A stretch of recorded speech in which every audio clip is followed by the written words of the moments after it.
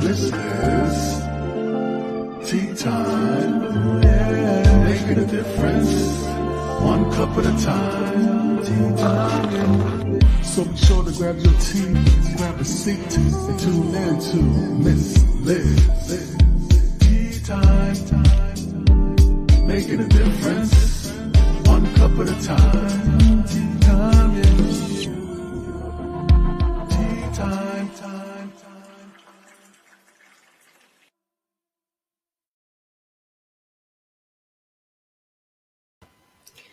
Good morning. It is morning tea time. That's right. We are up early this morning and we have an incredible guest in the studio with us. We have the incredible Vikki Starks in from Montreal, Canada. That's right. This morning and this evening we have a double tea time. So be sure to check out the next tea time at 7 p.m. when we have JP Maclean coming in as well.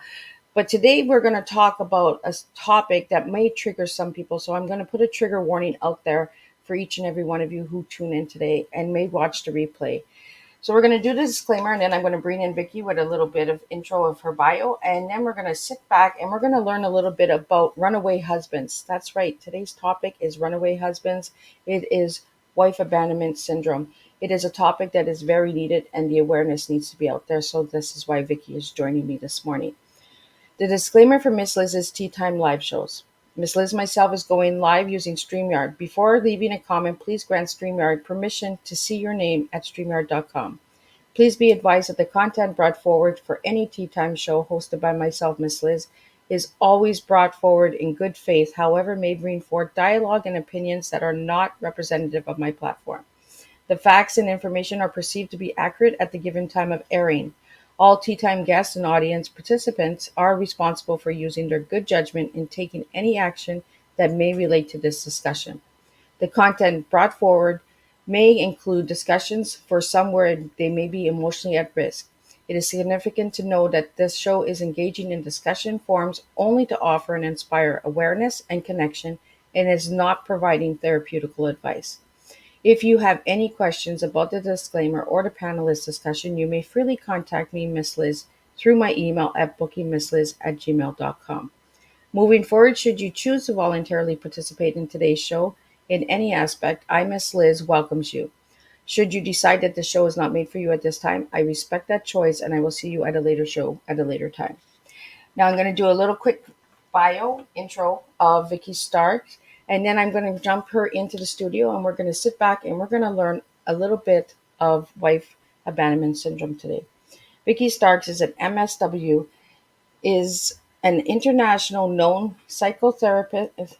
I hope I'm saying this right. Psychotherapist, family therapist, speaker, author, and divorce recovery expert, and the director of the Sedona Counselling Center of Montreal. She is particularly known for her groundbreaking work on wife abandonment syndrome, as well as her work on gender and couples.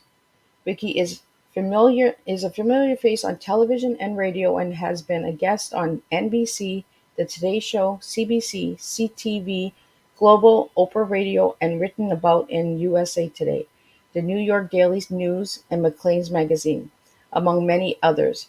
She has had more than 3 million views on her blog on Psychology Today magazine called Schlepping. I'm going to get her to say that word for me.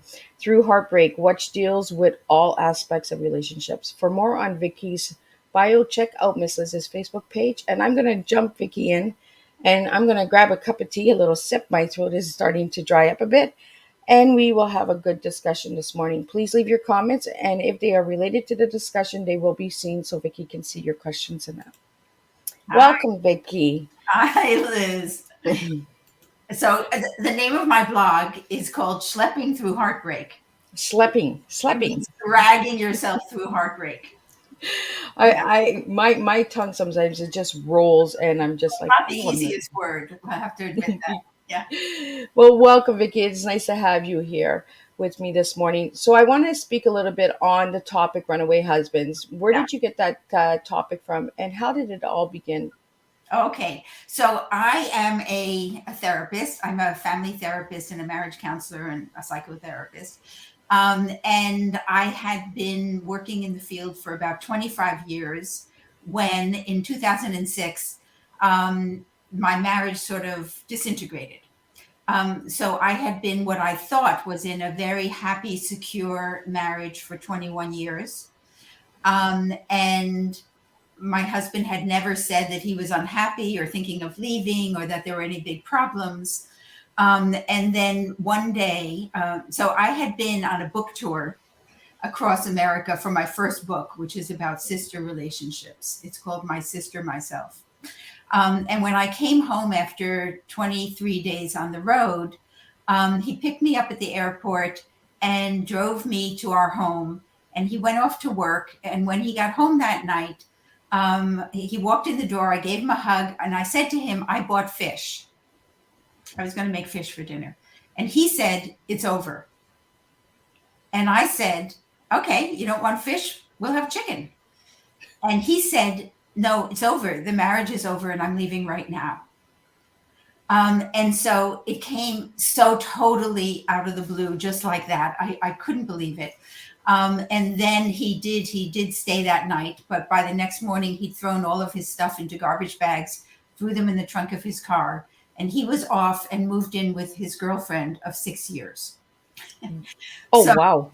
So here, I'm a marriage counselor, right? So if anyone should have been able to see the signs, it should have been me. And so, of course, I was completely traumatized, devastated, shocked, as was everyone who knew him. And I had already written my first book.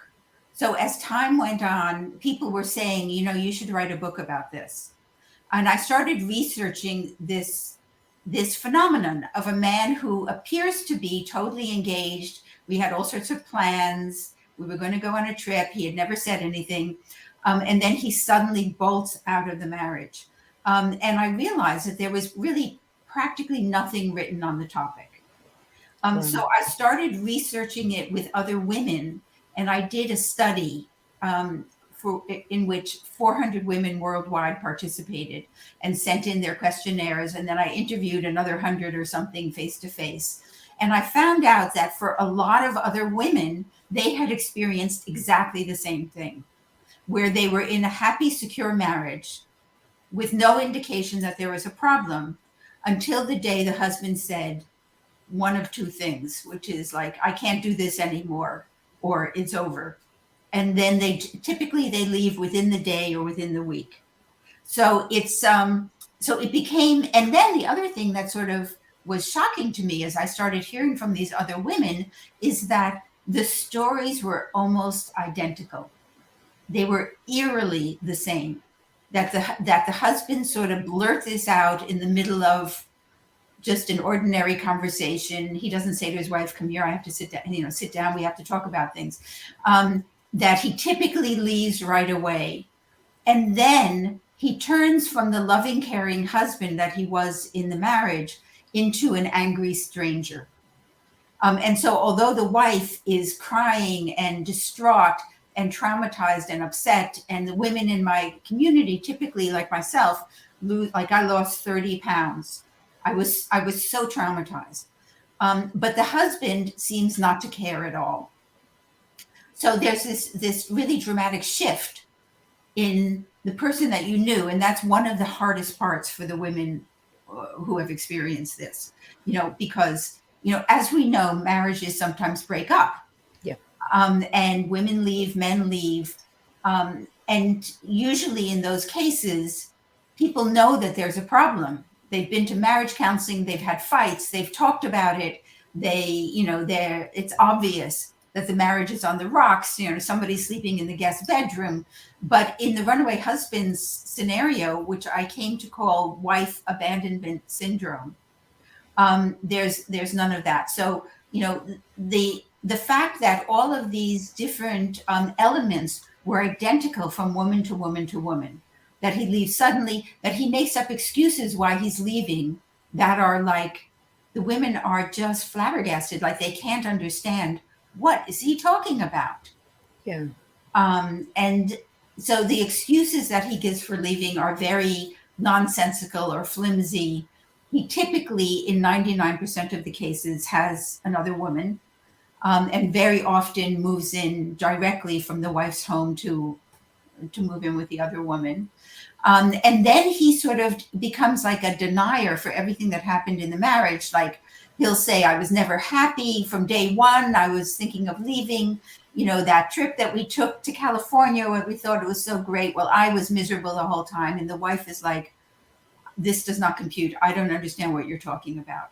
So all of that undoing of the marriage is also another aspect of wife abandonment syndrome. So as I saw, that there was, this tremendous correlation between all of the different women, then I started writing the book that's called Runaway Husbands. And then out of the book, I developed my online community, runawayhusbands.com. And we have women helping women through this trauma. So we have all sorts of services and workshops and other books, other spin-off books, and other things that are available to women. But mostly it's because when this happens to someone, the way it happened to me, completely out of the blue, most women never heard about it. And they feel like they're completely alone. This is not a normal divorce. This hasn't happened to anyone else. So they feel alone and they feel like they're crazy. I must be losing my mind. He's saying that was bad when I know it was good. He was happy. We were laughing. We had a good time. And so when they find the Runaway Husbands community and they realize that there is an explanation to all of this, then they realize they're not alone and they're not crazy. So we have a question here, Vikki, for you. Yes. The Runaway Husbands, and some of the questions are not coming up because they're actually personally messaging me. They want to know if the Runaway Husband has narcissistic traits in them. Yeah. That's a great question. So this is in recent years. So I've been doing this work since 2006. And in recent years, women have been talking to me about covert narcissism. Okay. So the typical runaway husband marriage is that the husband, like my husband, was very present, very engaged, very loving, very available, a sweetheart, not a difficult, angry man. And that's the typical runaway husband. He's the soccer coach. He's helping with the kids. He's available. He's available. But then when he leaves, you see another side of his personality, and he withdraws from the wife, all emotional connection, and reattaches to this other woman. And it's only when he leaves that you can see the covert narcissistic traits. So now the definition of covert narcissism is that you don't see it. It's covert. It's hidden. You don't see it in certain circumstances. When it suits him to be part of the marriage, when it suits his identity, his self-image, to be the great guy, the one who helps out, the dad, the husband, the great son-in-law, when it suits him, then he can really expand in that role. But then when it no longer is meeting his needs, then he really doesn't care at all.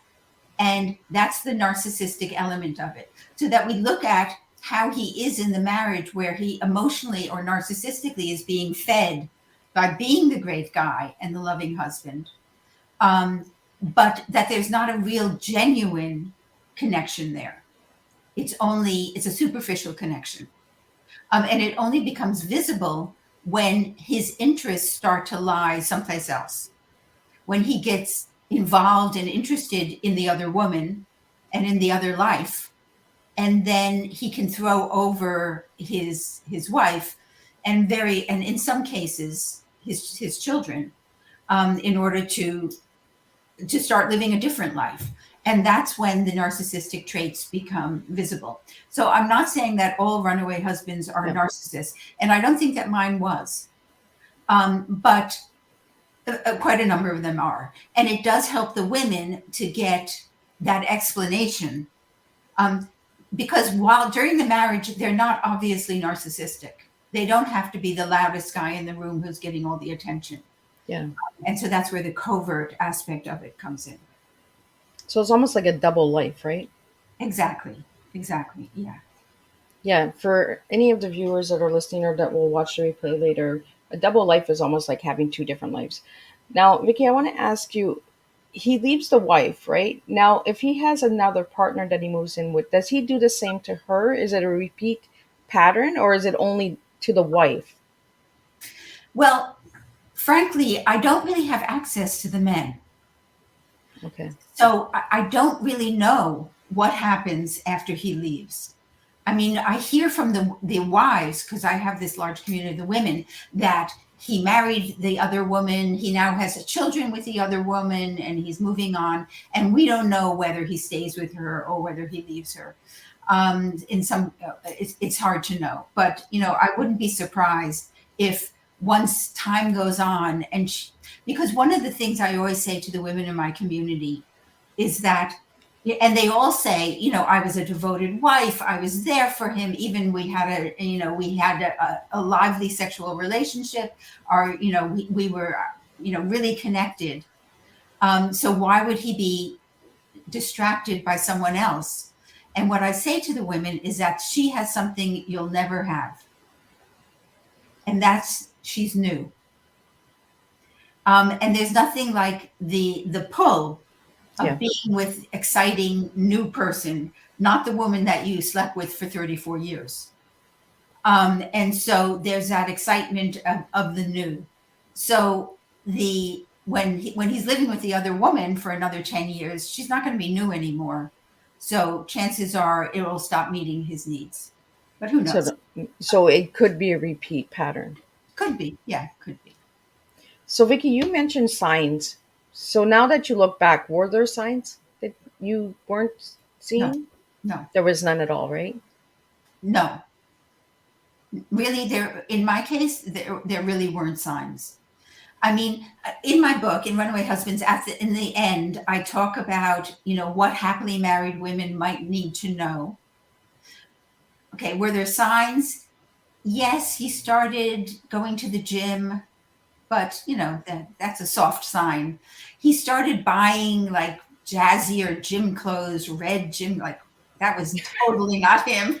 The red So gym. something different, a completely different color of wardrobe and stuff. Yeah. But that's I wouldn't say if somebody's husband starts going to the gym and buys red gym clothes that you should. Yeah, we're not saying that if your husband changes the color of clothes.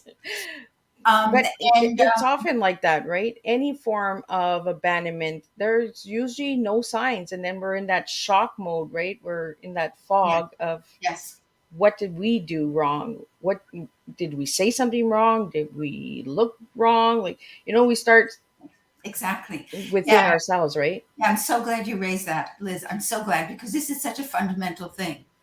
That the women in my community, then they do the self-blame dance.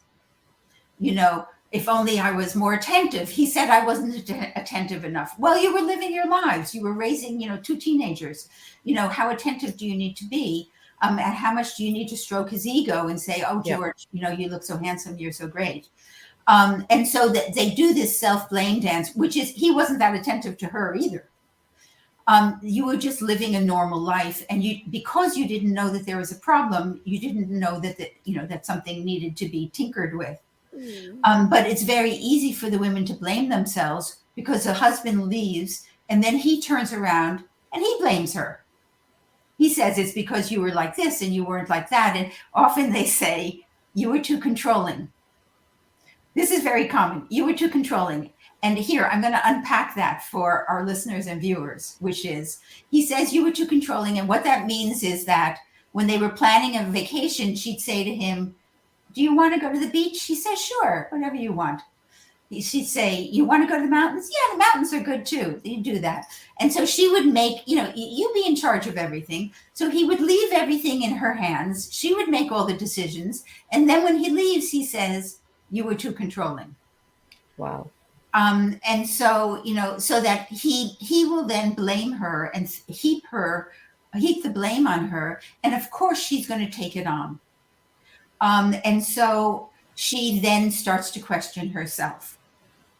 And I work so hard with the women, that I meet with, trying to help them understand that you didn't have to be a perfect wife.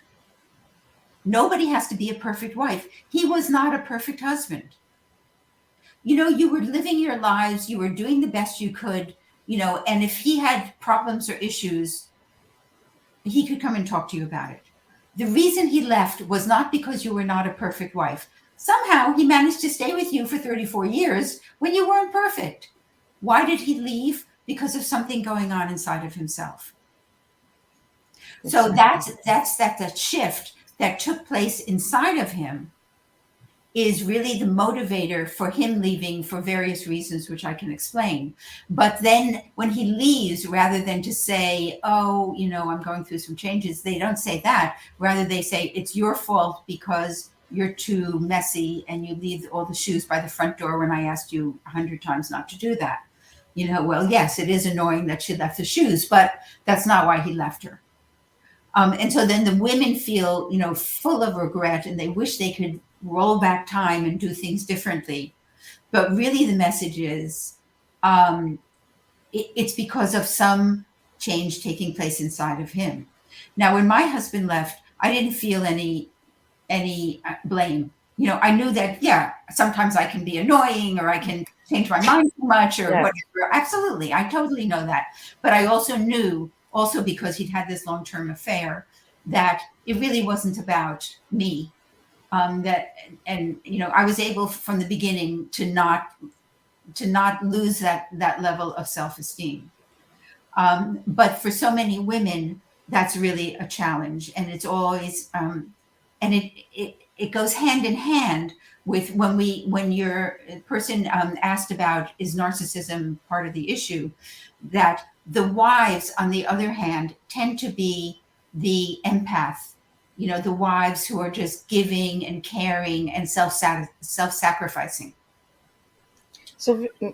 Vikki, you said that your husband had an affair for 6 years. So did that help a little bit with him leaving to understand that it wasn't like the self-blame didn't happen with you because there was another person?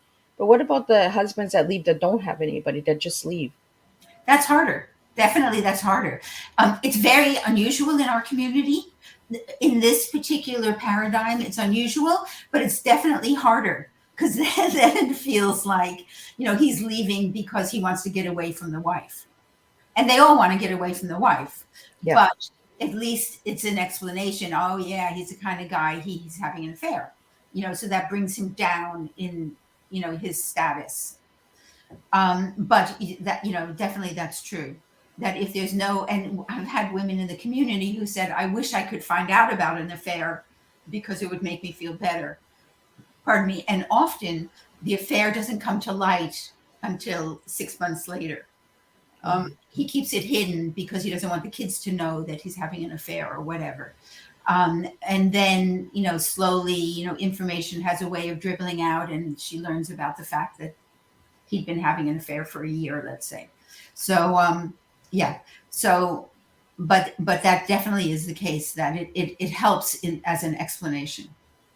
So with your work that you've done with women, and you've done work with women globally, right? Yeah. Yes. So what countries have you worked with? Yeah. So, the majority of the people that I work with when I lead a retreat, and I do a lot of online retreats or like that, tend to be in the United States and Canada and Britain, Australia, New Zealand. So those are the major countries, areas of the world that participate. But I've worked with women, I did a session with a woman in Mongolia. And the funny thing is, it's not like she was an American living in Mongolia. She was a Mongolian living in Mongolia. And I've worked with women all over the world in Amsterdam, in Hong Kong, in Ghana. We have a group in Nigeria and Ghana. And sometimes we put the groups together so that all the women who have experienced runaway husbands in Ghana get together and they meet together without me. They just act as a support group for each other. So it's so wonderful, that there's not a group in every city in the world, but in many, many cities in the world, there are groups where the women can actually meet independently and provide that understanding and support for each other. So you're mentioning retreats. Are these like retreats for women to get together, like a share and support retreat? What type of retreat is it, Vikki? Okay. So about 2 weeks ago, I got back from, every year I do a retreat in Sedona, Arizona. The Sedona retreat. It's a 5-day retreat. This particular one, women came from Britain, the United States, and Canada. And it's a mix. When the Sedona retreat is a mix where I give a workshop every day about this topic. But then part of the healing is that we do these wonderful experiences together. Like, for example, we spent an afternoon with a shaman, and we had a wonderful healing experience with the shaman. Or they have a morning of a massage in the spa. Or I take them on an adventure trip. Or we do a hike in the woods, and we just commune with nature, a silent hike in the woods. So we do the different activities. But really what happens is that when the women get together, the bonding is unbelievable. It doesn't even take a day. They're so relieved to be around other people who understand. Because a lot of people feel like, their friends and family, they feel like, oh, 40% of the population gets divorced. You should start getting better by now. And for women who have been traumatized and betrayed to this extent, you don't get better in 6 months or a year. It's a process. And so other people tend not to understand. Even other therapists don't understand. They think there's something wrong, that it's taking a while for women to recover. But that's not the issue. It's not a problem. It's because of the level of trauma that the women have experienced. So we do the Sedona retreat. I have a retreat in January online. That's a 1-day retreat. It's an international retreat. I timed it so that we can have people in Europe and Canada and the United States all over. And that's called the Jump Up. And it's a 5.5-hour retreat with 3 workshops. And sometimes we might have even 40 or 50 people come to one of those retreats. I have another retreat called A Course on Happiness. And that's it's not about why your husband left, but it's about how to take a crisis in your life and turn it into an opportunity for change. It's about now and moving forward. And then I have a wonderful creative arts therapist who's doing this weekend, is doing a vision boards workshop. And she does a creative writing workshop. So we have a lot of stuff going on. And I also run an 8-session therapy group. It's, like 8 Tuesdays in a row. And that's like a classic therapy group where the women get together and just talk about what's on their mind. And it's also, another opportunity to make friends and make community. And after the groups and retreats are over, they tend to stay in touch with each other, and they'll continue meeting and they'll visit each other. And, it's really beautiful. So I noticed on your website here, Vikki, you have the Runaway Husbands book, and you also have the Planet Heartbreak book. Could you tell me a little bit about the Planet Heartbreak book? Yeah. So, the part of the healing experience for women is being able to hear the stories of other women. So when we have a retreat, often we give them 3-4 minutes. If we have a lot of people on the retreat, we don't have a lot of time. So we give them 3-4 minutes to tell their story. But in Planet Heartbreak, I had 62 women who told their story in more depth. Wow. And so they told what happened to them. And then they told what resources they used to recover and move on. And so the book gives an opportunity for a woman to read it and say, oh yeah, that same thing happened to me. I really get this. This is, oh my goodness, this is really me. And then what did she do to move on? What techniques did she use? What helped her? What are her thoughts? How are her belief systems helping her move into a stage of recovery? So that's Planet Heartbreak. It's 62 stories written by women in the Runaway Husbands community about their experience and their healing. So if anybody wanted to get a copy of these two books, where could they get them? Well, they're both on Amazon, but you can also get them from the runawayhusbands.com website. And the website is seen on the screen. So for the people that are watching the video show of today's Tea Time, you can see the link right on the screen. For the audio listeners, that will be all in the description. So everything that Vikki is sharing will all be in the description. And if you need any further information about Vikki, you can reach out to me, Miss Liz. Now, Vikki, I want to just change it up just for a few minutes, and then we're going to get back into Runaway Husbands a little bit more. So, what if I asked you what your tea is today? What would your tea be?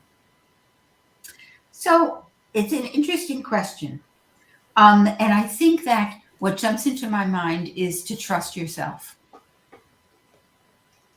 You know, I always have in mind what the women of my community are going through.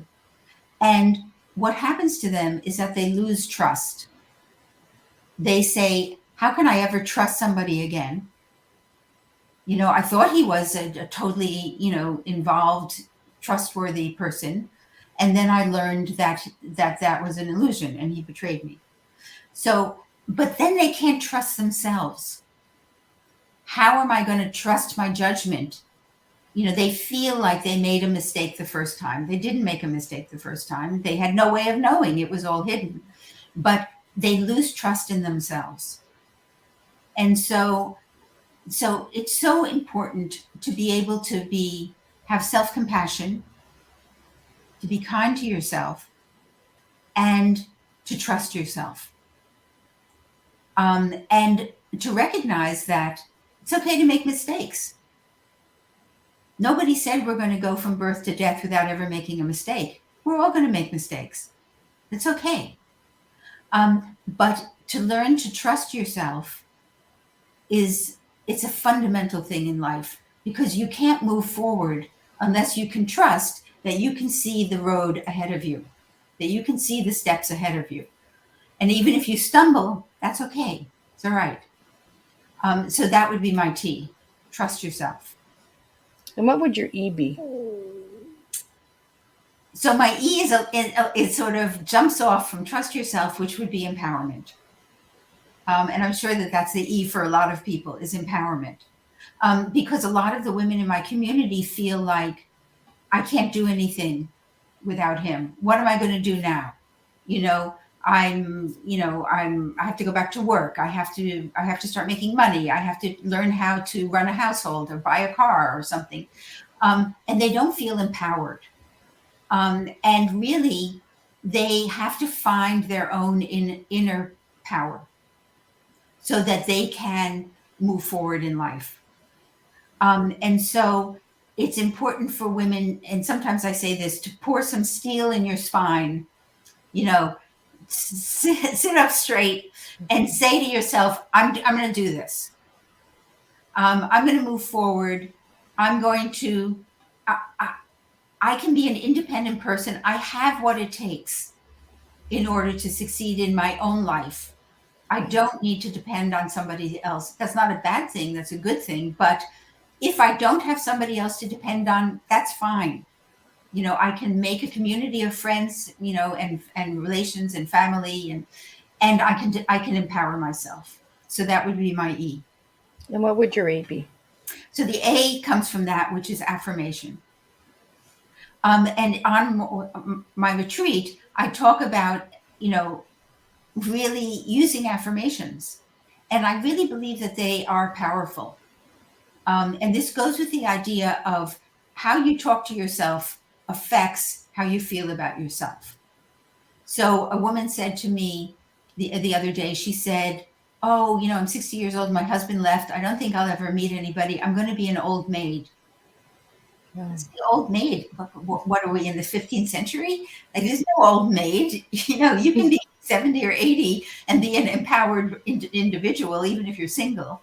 But that was her belief. So if she were to make an affirmation and say to herself every day, I have a future ahead of me, even if she doesn't believe it. And that's how affirmations work. You don't have to believe them. Just by saying, I have a future ahead of me, or I have a bright future ahead of me, then suddenly it introduces the possibility that that may be true. So if you say to yourself every day, nobody will want me, I'm going to be an old maid, then, you know, that's that it's going to be a self-fulfilling prophecy. But if you say to yourself, I have a bright future ahead, or good things are on the horizon, or I don't even know what's coming, but I'm going to make it good. Whether that's true or not, it doesn't matter. By saying it, you're changing the energy force. Yep. You know, you're changing your emotional energy. If I'm going to be a psychologist and not a new age person, you're changing your emotional energy. And that's very important. So it's reaching for the light, reaching for the positivity in life. And Well, that's through affirmations. Yeah. Go ahead, Vikki. Your tea is a really strong tea. And the whole time while I was preparing your tea time was the word trust that kept coming to mind. Yes. Was because there has to be trust issues after something like this happens. Yes.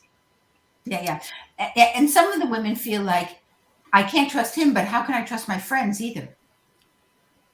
That's one of the biggest struggles. First of all, to love yourself again, to love yourself and not feel like a loser. Yeah. You know, I'm a middle-aged woman and I'm alone, you know, how pathetic, you know, and to feel as though women who are married have more cred, you know, are more valuable than women who are single, which is not true. But so it's, and this is where a crisis forces you to grow, because you have to challenge that internal narrative that I'm not so good, and that I won't be able to trust again. What I always ask the women is, are there other men in your life that you know about that are trustworthy? Like, for example, my father, your brother, you know, your friend from high school. You know, just because you've learned that your husband was unable to sustain a long-term relationship and to end it in a decent and respectful way, and so you lost trust in him, don't generalize it to the rest of the world. And that's a struggle that forces the woman to grow inside so that she can have that positive expectation of other people in the future. And the thing that I like to say is that I'd rather be hurt and disappointed because I let someone in my life than to build a wall and never let anybody in my life and be perfectly safe behind my wall, but live a very constricted, life.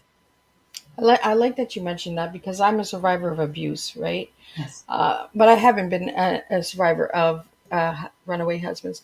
But I do relate and resonate with some of what you're saying as a survivor, and having that wall built up, Yes. because you don't trust people, because you've been betrayed, because you've been hurt.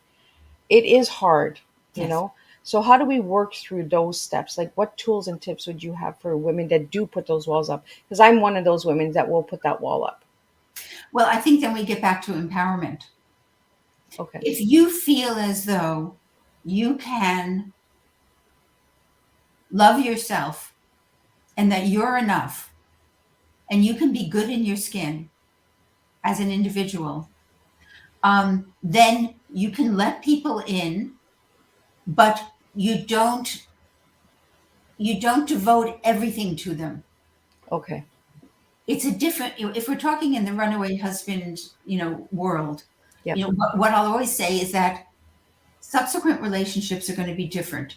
It's not like I have working with a woman who met her husband when she was 19 and they stayed together for 50 years. Wow. And then he left her. So her whole adult life, everything that happened in her adult life refers to him. But if you can get to the point where you're comfortable in your skin and you love yourself, then in a subsequent relationship, you can have a companion, you can have a partner, you can have somebody, but you know that maybe nothing is forever. So you don't invest in the same way you do when you're 23 or you're 30 or something, and it's you and your partner against the world. You feel as though there'll never be anything else. As long as you keep your own integrity first, then you can bring other people into your life, and you're not at risk of losing yourself. So we have another question here from a viewer. This person wants to stay anonymous. They want to know, would they ever trust again? Yeah, sure. Yes. I think if you want to, nobody's saying you have to have a second relationship or a subsequent relationship. It's not necessary. You can have a great life, as a single person. But if you want to have somebody in your life, you can learn to trust again. And maybe the idea is to just to make it explicit, with another person, and say, if I will let you in my life, but if you're ever thinking of leaving, if you're ever unhappy or thinking of leaving, just let me know. It's okay. To sort of tell them in advance. The runaway husbands don't say in advance because they don't want to face the crying wife. They can't take it. They're conflict avoiders. So the last thing they want to deal with is a hysterical crying wife, holding onto their pant legs saying, don't leave me, don't leave me. They can't do that. So they have to run out the door. And that's why there's very little conflict in the relationships, even, when they're married, because he's a conflict avoider and most probably she is also. But in a subsequent relationship, to rebuild trust, maybe you can't rebuild 100% trust, but if you can have 75%, then maybe you can have a nice, loving relationship with somebody else, always sort of knowing that maybe nothing is forever, and that you've requested, please let me know. If you're unhappy thinking of leaving, it's okay. Let's talk about it. Yeah. So Vikki, where did you find support when this happened to you? Well, I'm a marriage counselor and therapist, and I'm part of a community. So a lot of my friends, I'm lucky that a lot of my friends are therapists. So I was able to get support from my friends. I also had a therapist, and I was lucky because this had happened to her. So that was great, because she really understood. She knew what I was going through. And I have 2 adult daughters, and they were the stepdaughters of my runaway husband. So, when he left, they were totally there for me, and they were tremendously supportive. But definitely I suffered terribly. And I did a lot of work on myself. I just did a lot of reading about loss and about trauma and about how, the dark side of the night, or how to heal your soul, when you've been so deeply hurt. I'm not hearing you. No, not hearing you now. Can you hear me now? Yeah. Now it came back. Technology. Technology. So you were mentioning loss. So would it be good to go to a support group, like for grief, for this situation? I would say no, No. because typically a grief group is about death. And so that's why, I suppose that's why the Runaway Husbands community exists. Because one of the workshops that I give last year, I gave a workshop on grief. But it's the grief that comes through this very complex situation. So I don't think a grief workshop would fit the bill for most women who are experiencing this, because the other people are talking about so-and-so died and I loved him and he loved me and it was beautiful the last minutes of his life and all that. And there are so many missing elements to it. You know, one of the other aspects that I haven't touched on yet is the effect on the adult children in families where the husbands run away. And so that grief is felt not only by the wife, but I'm working on a book, my next book, which is called Collateral Damage, which is about the effect on the adult children. The focus is the adult children because younger children typically have, through custody agreements, they have to go to their dad's house and they have to go to their mom's house. And that's a whole nother complex thing. If the dad is living with the affair partner and the children are going to the dad's house with the affair partner, and the affair partner is functioning as like a mom or stepmom for the children, that's a really tough thing for the ex-wife. But the other aspect is the adult children, where they're not mandated to see their father, and where often either the adult children themselves feel like they can't deal with it. You know, they don't want to have to deal with their father and his girlfriend, or they're so angry at him for having betrayed the mother and having betrayed them. If he was lying to the mother, he was lying to them too. Yeah. And so that they either put some distance and their relationship with the father becomes more formal and more superficial, or they become estranged from the father. And on the flip side of that, sometimes the men feel like they don't want to have to answer to their adult children. Their adult children are like, you got to tell me what happened. Why is this going on? And they don't want that. You know, remember, they're conflict avoiders. Yeah. So they avoid that and they put the distance with the adult children, or they make the stipulation that, you know, if you want me to come to your wedding, he might say to his daughter, you want me to come to your wedding, my wife has to come with you, his current wife, who was... I've heard that many times. Yeah, right. So that it creates so much complexity in that relationship that either the adult children or the father feels like, I can't handle this. And so they either, you know, become extremely distant or they become estranged. And so that's collateral damage. That's a secondary effect of what happens when fathers leave. Now, very often when they leave, they're completely clueless about what the outcome of their leaving, you know, what the effect it's going to be, not only on their wife. They figure, she's a strong woman, she'll pull it together, she'll be fine in 6 months. But they totally don't anticipate that the children are going to be really distressed, and that it's going to cause a major rift in their relationship with their children. So they don't expect that at all. And it comes as a shock. And sometimes I've done therapy. Actually, recently I've done therapy sessions with fathers of adult children who are trying very hard to get back connected with the children, but the children feel like, no, you've hurt my mother too much. If I connect with you, my mother's going to feel it's disloyal. And I'll only connect with you if you do two things.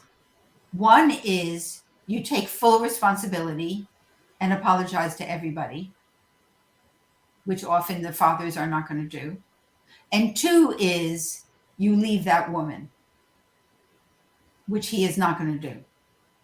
So, you know, very often there's like a log jam, and it's very hard to move that stuck relationship between the adult children and the dads. So you're mentioning the children, the adult children. Is there any resources out there for the adult children on this topic? I'm working on it. You're working on it? So that just goes to show that we need services, that we need more awareness, right? Yeah. Yeah. I mean, certainly there are things, and there are other books for children of divorce. But it's more of a common, typical divorce where there's not the level of betrayal and trauma. And so, yeah, there's not much there specifically for this very, very difficult and complex situation. Yeah, and that's why I asked you what services would be good for women to go to. And Yes. like you're mentioning, there's not enough services out there for this topic, right? And Mhm. this is why I wanted to bring you on, Vikki, today and share this topic because we need this awareness. And if for any women out there that are going through this, if you'd like to reach out to Vikki, Vikki, where could they reach you? Yeah. So the best place is, first of all, go to the website, Runaway Husbands, that's plural, husbands.com.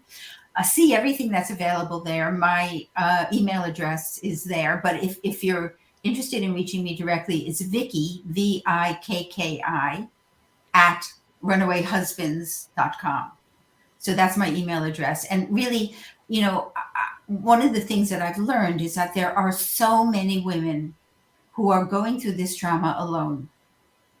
And I so value you, Liz, and the opportunity to be able to talk about this, because I have to say that the work is so terribly important. There are women who are in profound depression, and sometimes there are women who can't make it. It's just life is too hard. And so it's so important to get the word out, so that people realize that there is a community that can help them recover from this. Um, so I really appreciate and value the wonderful work that you do, with regard to letting me tell my story, but all the other stories that you also support. It's really, really appreciated. Well, I find that awareness is the key to making changes. If we don't have the awareness, we can't change anything, right? If we Yeah, don't know about it, we can't fix it. yeah. And that's my goal with Tea Time is to bring that awareness to the table. For all the viewers and listeners that tuned in today, I really want to thank you. And I appreciate you all tuning in and sharing. So, Vikki, any final words before we wrap up your tea time? And the name of the book again that you're writing, and when will it be released? And if it's going to be released in the new year, I can put that up as an update as well so people can check that out. Beautiful. Yeah. So the new book about how to maneuver through this complex relationship between adult children and runaway dads. The book is called Collateral Damage. It will be out in 2013. Sorry, 2023. If we could only go back 2013, right? I'm not so sure, but but I'm not exactly sure what month, but probably at the latter part. And really, the closing message that I really want to give to people, and if you're listening and you're not personally impacted by this, but you're struggling with something else in life, that life can be very hard. Life can be very hard. But for you to be able to recognize that if you put one foot in front of the other, keep going and try to reach for the light. Don't let bitterness overcome you. And really do that work on yourself and figure out how you can turn a crisis, whatever crisis you're dealing with. It could be a health crisis, it could be a marriage crisis, it could be worries about your children, it could be financial worries, whatever crisis you're dealing with, that to empower yourself, and just sort of be like a tiny tank and just keep moving forward inch by inch. Whatever comes in your way, you'll just go over it. Another thing comes in your way, you'll go over it. And you just keep moving forward, like a little tiny tank. And you will be able to come to another chapter in your life. Sometimes when we're in the midst of it, we can't see that there's a next chapter, but there's always a next chapter. I like that you said that there's always a next chapter because Yes. it gives women hope. It gives the wives hope and the children hope that Yes. there is another chapter. Even though dad left or your husband left, there is Yes. another chapter, right? Yes. Absolutely. Yeah. And with that final chapter, before we wrap up, Vikki, Mhm. what has your chapter shown you about yourself as an individual? Well, I like to joke that when my husband left, as he was walking out the door, he didn't realize that he left a precious gem behind. So he gave me a phenomenal gift, which is the work that I'm doing, which I love, love, love. The women I've met that I love, love, love, and this wonderful opportunity to do something to help people while I'm enjoying doing it so much. And so, we really appreciate him for having all of the women in my community. We all appreciate. We want to send him a big thank you.